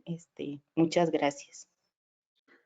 Muchas gracias, doctora María Concepción Arroyo. Ahora le damos la palabra a la doctora María del Carmen García Peña. Cuando usted esté lista, comenzamos. Gracias. ¿Ya compartí mi pantalla o me pueden decir? Sí, solo falta hacer grande la presentación para pantalla completa. Ok. Ya, ¿verdad? Listo, muchas gracias. Muchísimas gracias. Muy buenas tardes a todos. Un gusto estar aquí. El Seguro Social y la CIS formaron parte de mi vida profesional muchos años, así es que les tengo un especial cariño. Estoy muy contenta de estar aquí. Es un honor compartir esta mesa con mis colegas. Es complicado cerrar la sesión porque ya se han dicho muchísimas cosas interesantes, así es que a ver si podemos complementar con otra perspectiva y que la audiencia tenga una visión global del tema, ¿no? Yo me voy a enfocar ligeramente en otro punto que es finalmente, que ya lo había tocado María Concepción, que es la perspectiva de cuidados de largo plazo. Es decir, quisiera pasar de un nivel individual pues a un tema que tiene que ver con la sociedad en su conjunto y con la responsabilidad del Estado, ¿no? Ya se ha dicho cómo podemos definir cuidado, pues los servicios pues que son requeridos por una persona que sufre de dependencia, y en este sentido es importante hacer la distinción para fines del tema de dependencia permanente. Hay dos conceptos de dependencia que usamos con frecuencia que nos parecen válidos. Uno, el español, que habla de la situación permanente en la que se encuentran las personas por diferentes causas: edad, enfermedad, discapacidad, física, mental, intelectual o sensorial, y necesitan la ayuda de otros. O bien la definición del concepto europeo, que habla de que es el estado en el que se encuentran las personas que por razones ligadas a la falta o a la pérdida de autonomía física, psíquica o intelectual tienen necesidad de asistencia. Por supuesto, cualquier persona en el curso de vida puede ser dependiente, pero evidentemente en esta sesión haré referencia prácticamente de manera exclusiva a las personas adultas mayores. Ya lo decía también María Concepción, estoy de acuerdo con esa perspectiva. Las implicaciones sociales, psicológicas, éticas, morales de una persona adulta mayor con dependencia son distintas a las de un niño. Ya comentaba ella algunas razones. Es diferente cuidar a una persona adulta mayor de 80 años con demencia que no es capaz de comer por sí mismo que cuidar a un niño. Entonces, tiene implicaciones distintas que tenemos que tomar en cuenta. Este modelo lo hemos construido aquí en el Instituto Nacional de Geriatría. Por supuesto, tiene limitantes, pero un poco para tratar de explicar la conjunción de la parte de salud, pues, y de la parte de cuidados de largo plazo, que tienen que estar vinculados y que es uno de los temas o una de las preguntas pivote que venían para la sesión, que es un tema complejo, la vinculación de los servicios de salud con los beneficios sociales o la prestación social o los cuidados, ¿no? Pero bueno, en términos de cuidados, podríamos hablar de instituciones formalmente dedicadas al cuidado, privadas y públicas, y en las privadas lucrativas y no lucrativas. Y en la parte de hogar también hay una parte que es formal, que puede ser privada o pública, y el cuidado informal, que es básicamente, digamos, el que otorga el familiar. Yo voy a hablar específicamente de los datos de México, sabiendo que hay expertos de diferentes países, me concentro en México. ¿Cuál es la situación y por qué nos preocupa la situación de cuidado en personas adultas mayores? Bueno, el último censo en la que revela más o menos que somos 126 millones de mexicanos, ya el 12.02 son personas de 60 años y más. Ha cambiado progresiva y rápidamente el escenario a partir más o menos de 2015, en donde estábamos hablando todavía de 11%. En muy poco tiempo vamos a llegar al 14%, que significa propiamente un índice de envejecimiento importante. Y ya el bloque de personas de 60 años y más superamos a las personas de 5 años o menos, que es más o menos un 9.7%. Y bueno, en términos de salud, ¿de qué estamos hablando? Es decir, es cierto que hay una gran proporción de personas de 60 años y más sanas, autónomas, independientes, pero ¿qué es lo que nos preocupa cuando hablamos precisamente de dependencia y de cuidado? Estos datos, prácticamente todo lo que les presento son análisis del Estudio Nacional de Salud y Envejecimiento en México, que ya mencionaba Nadine, es la ENACEM, la encuesta longitudinal de envejecimiento de México, equivalente a otras encuestas longitudinales en el mundo. Prácticamente todos los datos son analizados de esta encuesta y aquí comparamos la esperanza de vida libre de discapacidad sin discapacidad y la esperanza de vida con discapacidad en un bloque para el seguro social, para lo que era el seguro popular y para la población sin acceso. Más o menos en promedio, a los 60 años vamos a estar viviendo 24 años y de esos 5 años, 4.8 van a ser con discapacidad, ¿no? La diferencia entre los bloques de instituciones de salud pues no es muy importante e inclusive llama la atención que en la población que en principio no tiene acceso a servicios, la esperanza de vida libre de discapacidad es un poco mayor. Parecería como que el sistema de salud tiene poco que ver con los años vividos con discapacidad. Y en términos de necesidades básicas, salud física propiamente, esta barra suma, por un lado, se suma al 100% en diferentes grupos de edad, de 40 a 49 hasta 80 a 89, y la barra más oscura, café, es la proporción de personas no frágiles, fragilidad, este síndrome tan importante en geriatría, y no multimórbidas. Así que es cierto, es un 80% de personas que no son ni frágiles ni multimórbidas. Ese porcentaje va disminuyendo progresivamente conforme avanza la edad, y luego ya resulta que hay una combinación de no fragilidad con multimorbilidad, de fragilidad con no multimorbilidad y de ambas. Y este porcentaje llega a ser en las personas de 80 y más casi del 50%, un poco más, y en el grupo total más o menos del 40%. Y esta combinación de multimorbilidad y fragilidad es la que seguramente va a derivar en una cierta proporción en dependencia. Estamos hablando de estas proporciones. Así que con estos datos, por un lado, años de vida vividos con discapacidad y por otro lado, la combinación de multimorbilidad y de fragilidad, ¿de qué estamos hablando en términos de dependencia? Bueno, si extrapolamos los datos de la ENACEM a los datos nacionales, más o menos 15 millones son personas mayores de 60. De este grupo de personas mayores, 2,5 millones, 2,429,000, son personas mayores dependientes, más o menos el 16%. Por supuesto, clasificadas según la afectación en actividades de la vida diaria, dependencia leve 2 o menos, dependencia grave 3 o más actividades afectadas. Claro, esta definición tiene sus pormenores, tendríamos que analizar también cognición, lo hemos hecho en el instituto, pero no quise cargar de datos demasiada la presentación. De hecho, de alguna forma estamos hablando que el 40% tiene dependencia leve y el 58% dependencia grave. Y es cierto, una gran proporción, no, más del 80%, es autónoma, pero esta proporción que tiene dependencia leve, hay un número importante que no tiene cuidado. De ningún tipo, de ninguna manera, se refiere sin cuidado. Así que el problema es no la población que no requiere cuidado, el problema es la población que siendo dependiente no recibe el cuidado que merece como derecho pues humano fundamental. E inclusive en la dependencia grave hay un 36%, medio millón de personas que no tienen cuidadores, ¿sí? Y que están bueno, en alguna proporción abandonados o que reciben cuidado muy limitado por muy poco tiempo y no el que requiere.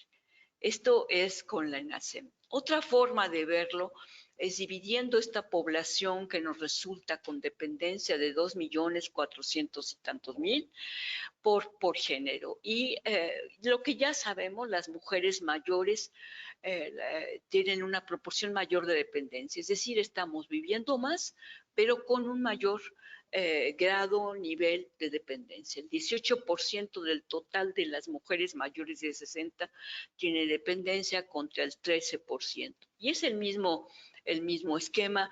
Hay una proporción de dependencia grave que no tiene cuidadores, tanto en hombres como en mujeres. No están siendo cuidados por nadie. Pero bueno, lo que es un hecho es que si no tienen cuidados es que algo está fallando en el sistema, en su conjunto, en la sociedad global, en el Estado. ¿Quiénes otorgan los cuidados? Ya lo han comentado y estos datos simplemente repiten lo que ya sabemos y lo que ya han mostrado mis compañeras. Más o menos más de la mitad los proporciona el hijo o más bien la hija, casi el 57%, en alguna proporción el cónyuge también, eso es cierto, el esposo cuida en algunas cosas a la esposa y la esposa cuida en algunas cosas al esposo, dependiendo de lo que cada quien pueda hacer. Ya hay una proporción bajísima de personas pagadas, de 2.5, el resto son diferentes tipos de familiares. Y la distribución global por género, 68% de los que otorgan cuidado o de las que otorgan cuidado a las personas adultas mayores son mujeres contra el 32% de hombres. Y bueno, con estos datos lo que tenemos claro es que las personas mayores que tienen dificultades para realizar actividades tienen incremento en la necesidad de cuidados y hay esta serie de cuestiones, sobrecarga de cuidado, hospitales que dan de alta tempranamente, tiempo y cuidado que dificulta y se intensifica debido a la carga de los padecimientos y las complicaciones y de crecimiento del número de cuidadores reales y potenciales por las razones que también ya han sido expuestas. ¿Por qué? Bueno, pues este es el censo de alojamientos de asistencia social que se replicó apenas en el censo de 2020 y apenas terminamos de analizar los datos por INEGI y por el DIF. Se identificaron en total 8.500 alojamientos, de los cuales solamente el 17.7%, o sea, 1.504 se reportan como casas hogar para adultos mayores en México. Y de esas, la mitad son asociaciones civiles y como instituciones públicas solamente el 7%. Es decir, es un sistema, de hecho no es sistema, es una combinación de diferentes tipos sin una regulación apropiada, sin una estructuración pertinente que no resuelve realmente la necesidad de cuidado, ¿no? Y porque además solamente está abarcando un 14%, 27.590 personas que residen en estas casas, en estas 1.500 son adultos mayores, ¿no? Que es una proporción bajísima. Así que no tenemos un sistema nacional de cuidados de largo plazo. ¿Cuáles son las implicaciones? Nosotros lo hemos hecho al revés, sabemos de esta aplicación muy interesante del BID. Calculamos cuál es el costo de que México no cuente con un sistema, porque parecería que no cuesta, porque las mujeres son las que cuidan, pero eso no es cierto. Hemos hecho el cálculo de ingresos laborales perdidos, de las hospitalizaciones que se pudieran evitar por tener un sistema nacional de cuidado adecuado, del pago de cuidadores que se hacen las familias, de lo que cuesta una casa de retiro, y además de los menores que cuidan. Y bueno, estamos hablando en pesos mexicanos, perdón, no lo transformé en dólares, de más de 37,000 millones de pesos, lo que cuesta que México no tenga un sistema de cuidados. Y otra implicación muy importante de la ausencia del sistema que nos preocupa muchísimo son los cuidadores menores de edad. La ENASEM de 2018, estos ya son datos actualizados, indicó que en México existen casi 50,000 menores de edad que dedican tiempo al cuidado de personas adultas mayores con dependencia funcional. Y de ellos, 17,000 más o menos indican que no estudian debido a que se dedican al hogar, trabajan o están buscando trabajo. Obviamente no es un círculo directamente relacionado, pero el caso es que no estudian estos menores. Y de estos, el 66% de los cuidadores menores de los hombres estudia, y esto solamente ocurre en el 29% de las mujeres, ¿sí? Entonces, aparte de todo, hay mujeres menores cuidadoras que dejan la escuela porque están dedicadas al cuidado de adultos mayores. Este es un problema que me parece muy serio, y contar con cuidadores menores de edad que abandonan los estudios representa un costo de oportunidad que hemos calculado en más de 1,000 millones de pesos, más o menos 1,200 millones de pesos al año. Estos son datos analizados por el Laboratorio de Política Pública de nuestro instituto. Así que, ¿cuáles son las recomendaciones de política pública? Bueno, ya dijo en la OMS desde el primer reporte de envejecimiento y salud de 2015 los 4 pilares que constituían la base para resolver y enfrentar de manera digna y adecuada el envejecimiento. Bueno, pues crear sistemas de atención a largo plazo. Concluyó en la OMS para el siglo XXI, ningún país podría evitar no contar con un sistema de cuidados de largo plazo. Todo país debe reconocer que dichos servicios forman parte de la estructura pública de los cuales el Estado es responsable. Por supuesto, tenemos que resolver el balance entre atención social y la atención a la salud, el balance entre la provisión de servicios en el hogar, la comunidad, que para nosotros es muy importante, y las instituciones, el rol de la familia, dónde, hasta cuándo, cómo, bajo qué forma y bajo qué esquema de provisión y de financiamiento. Tenemos que discutir cómo se financia. Por supuesto, cuesta, y tenemos que eso es una pelota que van pateando los tomadores de decisiones para el que sigue, porque finalmente no se quiere poner el financiamiento en esta parte, y obviamente tenemos que discutir la parte de recursos humanos. Yo diría entonces que necesitamos pasar de una perspectiva de caridad a una perspectiva de derechos, de cuidador medicalizado en instituciones a un cuidado integral, de cuidado por obligación o asignado a cuidador realmente consciente y capacitado y con reconocimiento, como ya se mencionaba, de políticas para salir del paso a políticas transversales con planeación de largo plazo, respaldadas por asignación de dinero, pues, de multiplicidad de áreas a un sistema único de atención social y de salud con un sistema benefactor y de una respuesta basada solamente en la capacidad operativa a una planeación en base a las necesidades. Hay que tener muy presente también, creo yo, que es importante mencionar lo que estamos en la década del envejecimiento saludable, marcada por la OMS y Naciones Unidas para el periodo 2020-2030, y que una de las acciones clave para la década es precisamente el desarrollo de un sistema de cuidados a largo plazo. Yo diría que es cierto, es complicado el asunto de prioridades, dónde se prioriza en niños, en adultos, en adultos mayores, pero nuestra perspectiva es que los adultos mayores siempre han perdido, siempre se prioriza por otros lados y estamos en contra absolutamente de la priorización por edad. Eso ya tenemos ejemplos desastrosos, como se mencionaba en la pandemia, de estas intenciones de prioridad, de priorizar por edad la atención. Estamos absolutamente en contra de esa propuesta y tenemos que tomar otro tipo de decisiones en base a otro tipo de parámetros. Pues esto es lo que yo quería compartirles. Muchísimas gracias por su atención. Son muy amables. Estamos aquí a sus órdenes. Muchas gracias, doctora Carmen García Peña. Bueno, pues creo que de las 4 intervenciones queda muy claro que todavía falta un largo camino por recorrer para valorizar el trabajo de cuidado y transformarlo de un asunto privado a uno público, en el que los estados tomen responsabilidad de las tareas de cuidado y que no solamente se enfoquen en el cuidado de los ascendientes, que son los menores, sino también de las personas, no solo de los descendientes, sino también de los ascendientes, perdón.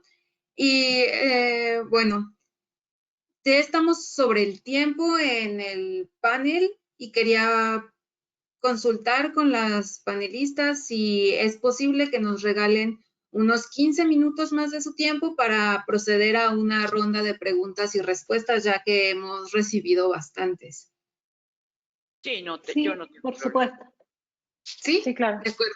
Ya. Bueno, les voy a plantear 3 preguntas y quien quiera participar puede hacerlo. La primera de ellas es, ¿cuál debería ser la acción inicial o más relevante para generar la revolución de los cuidados? Esa es una. La segunda es que las personas mayores realicen labores de cuidado, descarta que necesiten cuidado, es decir, que tengan cierto nivel de dependencia, así sea leve, en tareas instrumentales. Y la tercera es, ¿qué puede hacerse con las personas dependientes que no quieren ser cuidadas por personas ajenas a la familia, ya que esto representa una carga emocional adicional? Bueno, esas son las 3 preguntas. No sé quién quiera comenzar a responderlas, si quieren que repita alguna de ellas.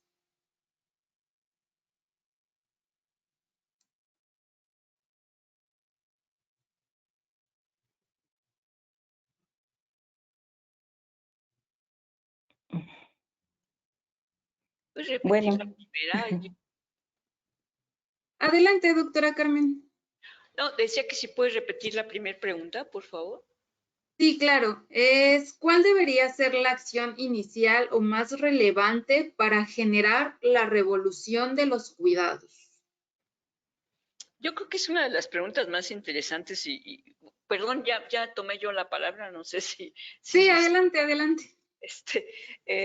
Es una de las preguntas más interesantes y más complejas. O sea, es un poco decir qué se tiene que hacer primero, ¿no? Y yo lo que creo es una situación compleja porque también tenemos que admitir que los recursos en los países son limitados y que las respuestas de financiamiento tampoco están tan claras. Hay países que tienen sistemas de cuidados de largo plazo muy complicados, muy complejos, muy completos, y aún así están enfrentando problemas de financiamiento. Pero yo creo que es una decisión política. Algo así como qué se hace en salud es un tema político, pues qué se hace en cuidados es un tema político, es un tema de decisiones, de poner las prioridades en la construcción de un sistema de cuidados integral. Yo es lo que diría por lo pronto para dar oportunidad a mis compañeros. Gracias. Adelante, doctora María Concepción. bueno, a mí me gustaría comentar algo sobre la tercera pregunta, que tiene que ver con qué pasa cuando una persona mayor no acepta a otra persona diferente. ¿Así era? ¿Una persona no familiar o algo así? Sí, la pregunta es ¿qué se puede hacer con las personas mayores que no quieren ser cuidadas por personas ajenas a la familia, ya que esto representa una carga emocional adicional para el cuidador? Bueno, es una pregunta, es una situación, ¿no? Es muy complicada y muy frecuente, ¿no? Y justamente hay cosas que no tienen respuesta más que para cuando ves el caso en particular, el caso concreto, ¿no? Pero de manera general, las personas que se rehúsan a ser cuidadas por personas ajenas a la familia, y quieren, no nada más que la familia, sino que alguien en especial de la familia los cuide. O sea, es que a veces en la misma familia hay preferencias de cuidado hacia alguien, ¿no? En esa parte, creo que tiene que haber un trabajo, como, ¿qué te podría decir? Por no decir terapéutico, de acompañamiento, de orientación, de asesoría psicológica, en el cual esta parte que también no existe mucho en nuestro país de hacer visitas a los hogares por disciplinas como el trabajo social o por los terapeutas familiares, por ejemplo, ¿no? O sea, esa terapia familiar comunitaria que en estos casos valdría mucho la pena como considerar y poder intentar resolver los conflictos que hay a veces de las preferencias, ¿no? Eso está muy documentado en la literatura, o sea, la persona mayor elige su cuidador o su cuidadora, ¿no? Y en ese sentido, este trabajo que ayude a reflexionar sobre las posibilidades que tiene esa persona mayor, sobre quién o quiénes lo puede cuidar, tendrían que ser un trabajo más orientado a la persona mayor, abrirse a las posibilidades, ¿no? Abrirse a las posibilidades y hacer consciente la dificultad que está viviendo. He visto casos así en la investigación, las investigaciones que he realizado, donde he participado, y ahí es la situación de una historia de vida o de una trayectoria familiar que da como resultado estas malas situaciones en la vejez. O sea, el problema no surge en la vejez, la situación de a quién quiero como cuidador o no y a quién no quiero, no aparece por la vejez ni por la dependencia, aparece por una historia de conflictos familiares que datan de la historia de la familia. O sea, entonces aquí nos damos cuenta de la dimensión importante, a lo mejor en este campo que yo domino un poco de la terapia familiar o que estoy inmersa o estuve inmersa algún tiempo, es la atención a las familias o bien, si nos vamos al término de las políticas, una política para la familia, ¿no? Porque estas cosas privadas de la familia, insisto, quedan invisibles, pero esas cosas privadas de la familia repercuten en el bienestar, en la salud, en la atención a la dependencia, en la mejoría de las personas mayores, en su estado emocional, en su salud mental. O sea, estos conflictos internos repercuten directamente en el estado de salud físico y emocional de la persona mayor que requiere cuidados. Entonces, ¿qué se requiere? Pues hacer como un trabajo preventivo, ¿sí? O sea, nadie nos ponemos a pensar cómo vamos a enfrentar la vejez y si la vamos a enfrentar con dependencia. Yo les pregunto a los estudiantes, ¿ustedes ya se imaginaron quién los va a cuidar cuando sean viejos? Ni por aquí les pasa llegar a esa edad, llegar a esa situación. Entonces, cuando se llega a la vejez con una historia de conflicto familiar, con malas relaciones familiares no resueltas, con problemas de que están esperando, en otro estudio que participé, están esperando el cuidado a cambio de la herencia, por ejemplo. O sea, casa por cuidados o pensión por cuidados. O sea, esos son los arreglos privados o los arreglos internos por los que a veces la persona mayor accede a los cuidados de las familias, de los familiares. Ella está ahí porque le va a dejar la casa. O sea, todo esto es una gama de situaciones que se tienen que ver desde antes. Aquí, en este sentido, pues cobra importancia esta historia de vida de la familia, ¿no? prever, ver cómo está la familia, cómo estamos. Estamos en la adultez media, ¿qué estamos haciendo como familia? ¿Cómo está la situación de mis padres? O sea, ya se vislumbra quién va a ser la cuidadora o quién va a ser el cuidador porque se lleva bien con ella y se lleva mal con el otro. Entonces, cuando ya tenemos la situación enfrente, porque no se cuidaron estas cosas, estas situaciones, pues a veces hay que sensibilizar en la medida de lo posible a que, mira, te van a venir a cuidar tal, tal y tal. O sea, estés de acuerdo, ¿no? Porque una sola persona no se puede echar el paquete sola, por ejemplo. O vamos a contratar porque no se puede que alguien se desgaste de esta manera. Pero aquí hace falta también un soporte que se necesita psicológico, emocional, un profesional, que estos profesionales de la salud mental en estos casos también están ausentes en los casos de los conflictos de cuidados. Entonces, esa dimensión que yo la vi entrevistando gente en los hospitales, las cuidadoras quedándose en los hospitales, o sea, de problemas de salud mental fuertísimos que nadie visibiliza y nadie atiende. Esa sería una posibilidad, una situación que sería posible, ¿no? Una alternativa. Servicios de salud mental.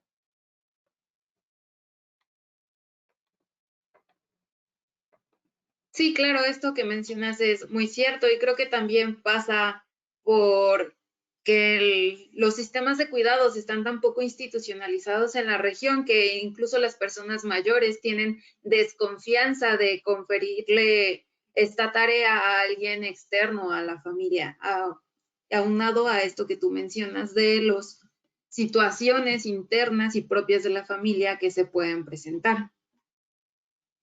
No sé si gustarían abonar, Nadine, Sandra, alguna de las preguntas. Sí, adelante, Nadine.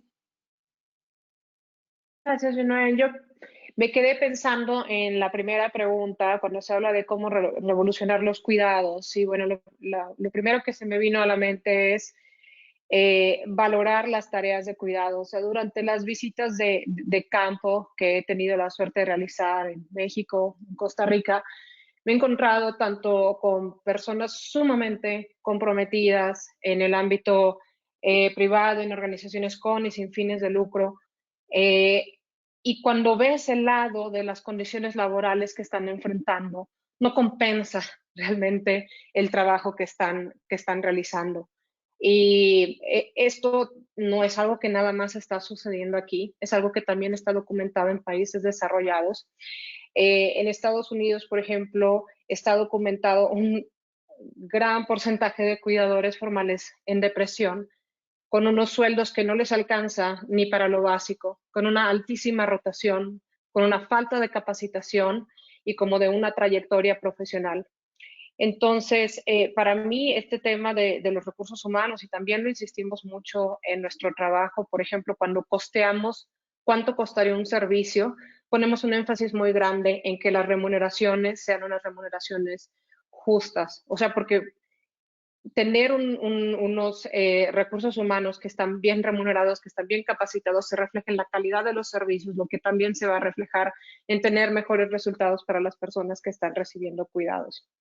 Entonces, para mí este es un punto súper importante si se busca revolucionar los cuidados, y también tendría un reflejo en los cuidadores familiares. O sea, una vez que tú ves que esta es pues un trabajo profesional, pues entonces también lo reconoces cuando lo realiza alguien de una manera, aunque sea no remunerada, y creo que tiene que ver un poco con lo que Carmen decía de pasar de un enfoque de caridad, de que estos servicios se brinden como caridad, a algo que se brinde como un derecho o como un servicio de seguridad social.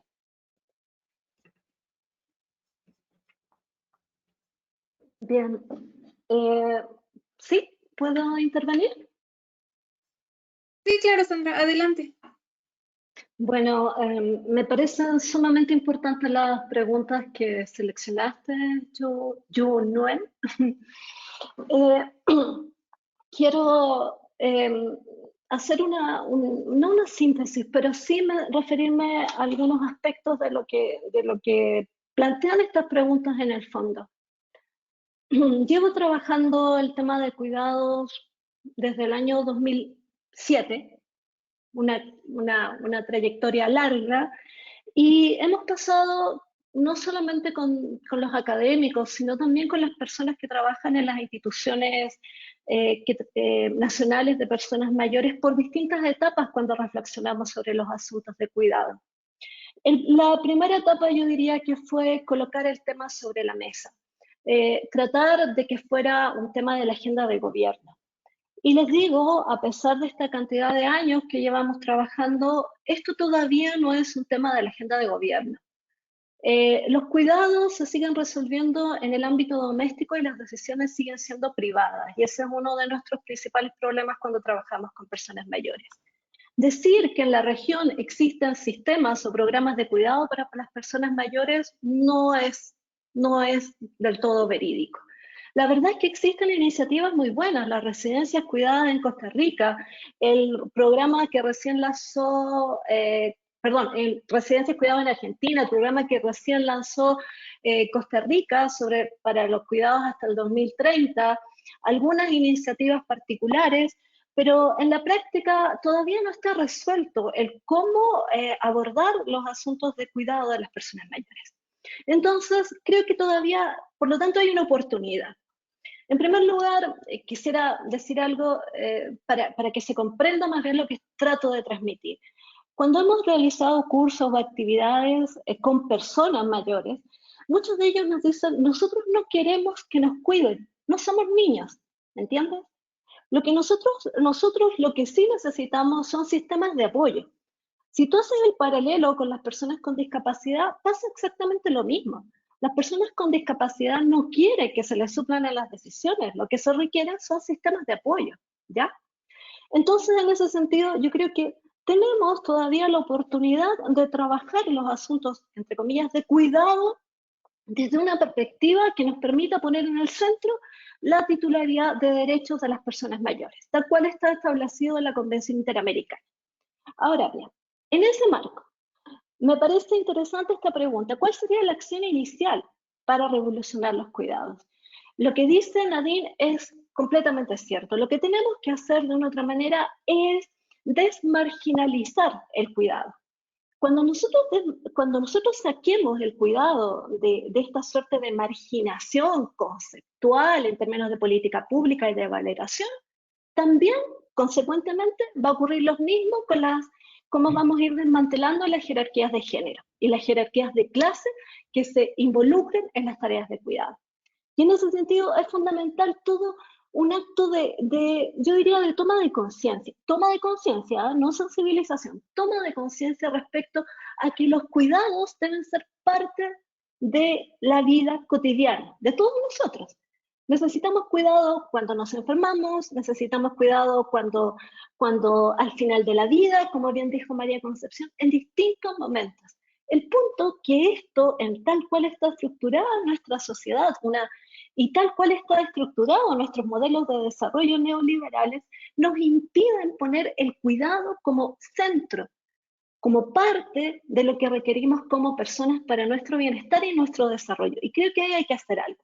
Y esta suerte como de debate, esta suerte como de tratar de entrar en esta discusión y debate, requiere organizaciones de la sociedad civil, personas mayores, academia, en fin, que vayan valorizando el cuidado, como bien dice Nadine, poniendo el acento en esto de la interdependencia como comunidad, como sociedad.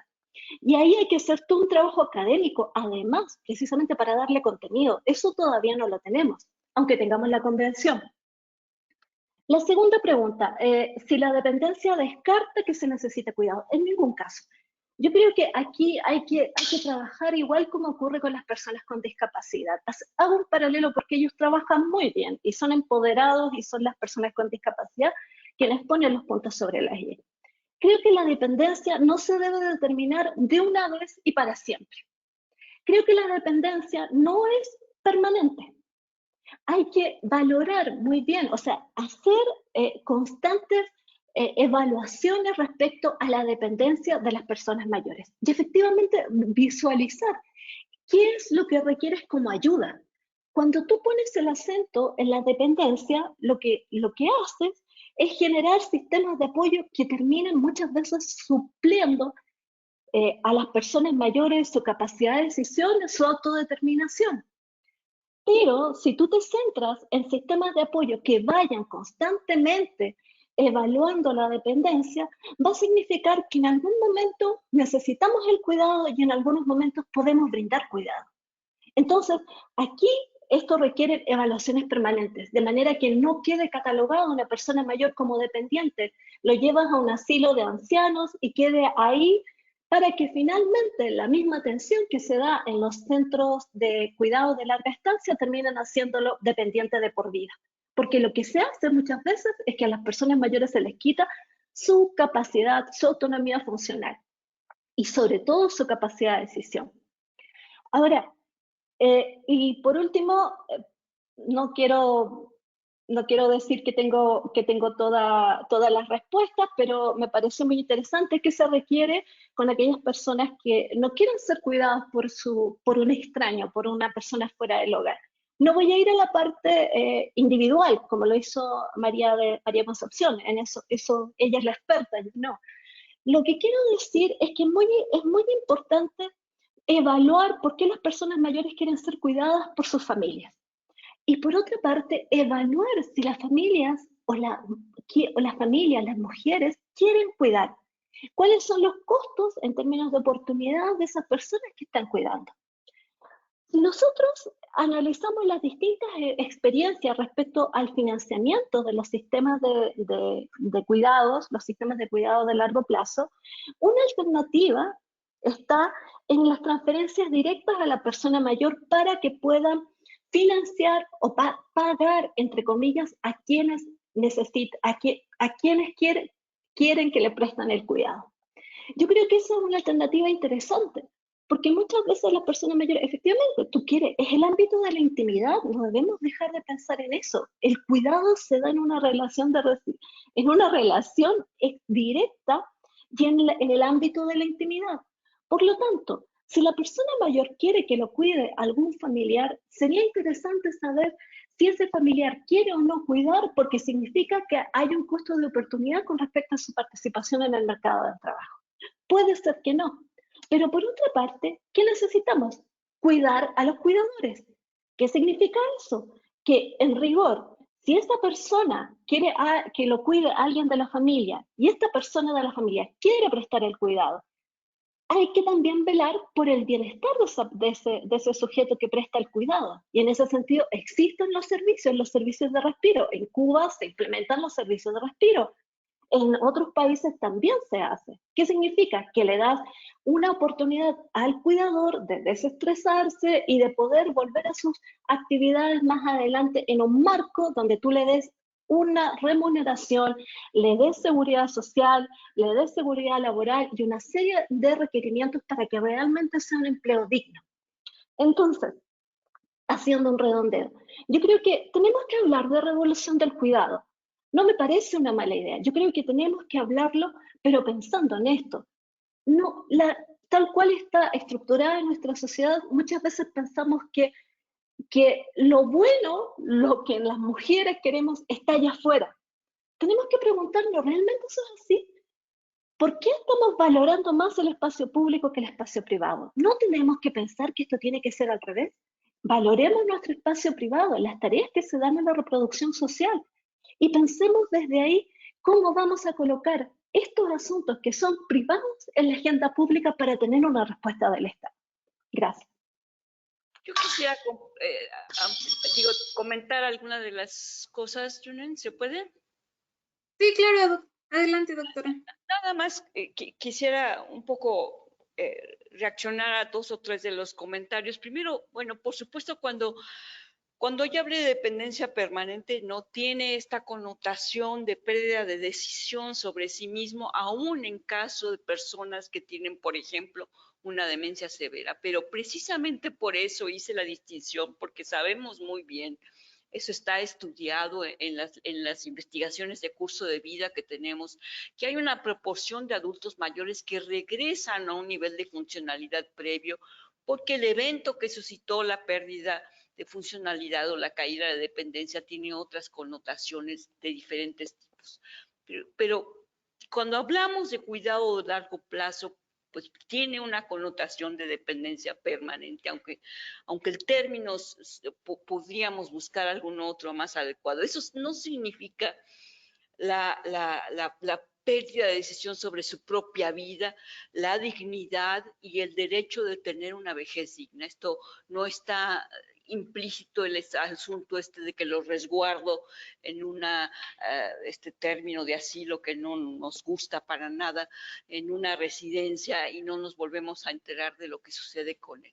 Pero sí tenemos que estar conscientes de que el sistema de cuidados tiene que incluir la perspectiva de personas que caen en dependencia permanente y que no van a revertir. O sea, no hay forma de que reviertan su nivel de dependencia, y al contrario, va a avanzar su nivel de dependencia conforme pase los últimos años de vida y sobre todo el último periodo de vida. Esta es una realidad. Y en ese sentido, yo sí lo que creo, por supuesto que tenemos que hablar de una revolución del cuidado y por supuesto tenemos que discutir cuál es el valor de cuidar en el entorno de la familia y cambiar muchas perspectivas. Pero a mí me parece indispensable también simultáneamente llevarlo al contexto de la sociedad y del Estado, porque necesitamos muchos perfiles de cuidado. ¿Sí? Es decir, no son suficientes cuando hablamos de personas adultas mayores solamente un tipo o una forma de cuidado. Un sistema de cuidado integral tendría que tener todo el panorama completo de perspectivas y de dimensiones para el cuidado. Y por supuesto, obviamente, esta perspectiva de familia y a la que le corresponde o le toca o decide cuidar, pues por supuesto que tendría que tener una connotación diferente, respetada, digna, en algunos casos remunerada, aunque eso también tiene sus controversias. Hay algunos estudios que hablan del apoyo económico al cuidador familiar, tiene o no tiene puntos de vista negativos o positivos, pero finalmente creo yo que tendríamos que abarcar la perspectiva completa. Sí, claro, bueno, pues muchas gracias a nuestros 4 panelistas. Fue una mesa realmente enriquecedora donde abordamos muchas aristas del tema. Y bueno, solamente pues agradecerles a los asistentes también por habernos dado un poco de su tiempo y recordarles que el día de mañana a las 9:30 horas de la Ciudad de México tendremos la última mesa del foro, la mesa 5, con el tema Experiencias de Sistemas de Cuidados Integrales en América Latina. Y será un gusto poder contar con su presencia. Asimismo, pues los videos de cada una de las mesas de este foro están disponibles en el canal de YouTube de la conferencia para quien quiera consultarlos. Y en el chat de la plataforma pueden encontrar varios enlaces y documentos que nuestros panelistas nos compartieron para su consulta. Y bueno, muchísimas gracias. Fue un honor contar con su presencia. Que tengan muy buena tarde. Muchas gracias. Buena tarde. Muchas gracias. Hasta luego. Gracias. Hasta luego. Bye.